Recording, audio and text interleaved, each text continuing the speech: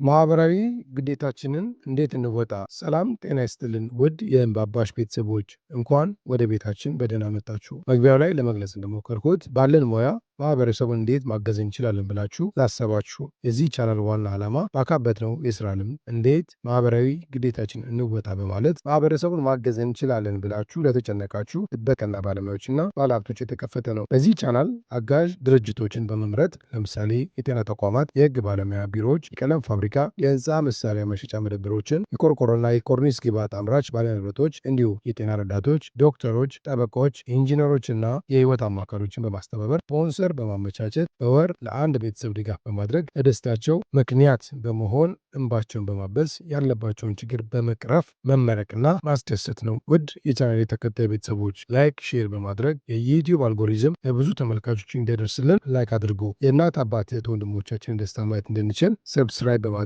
የአብሮነት ጊዜ እናሳልፍ። መልካም ቆይታ። ይህ የእምባባሽ ቲዩብ ነው። ሁሌም የምንለቃቸው አዳዲስ ቪዲዮዎች እንዲቸገረ ሰው አናይም ነበር ብላ በጣም ደስታዋን ትገልጽ። በቀጣይ የሄደው አንድ ልጅ ጋር ነው እያነጋገረ ይገኛል። ነገር ግን ልጁ ወይ ላፕቶፕ የለኝም ሲለው እንግዲያውስ በቃ እንካኔ ልስጥ አንድ ማክቡክ ሲለው እንደምታዩት ልጁ ውሸት ነው የመሰለው። ምን የምርህ ነው ሲለው አዎ የምርህ ነው። ማን አንተ ሲለው ህዋን እባላለሁ፣ ህዋን ጎምዛሌዝ እባላለሁ። የዩቲዩብ ላይ ከ7 በላይ ሰብስክራይበር አለኝ።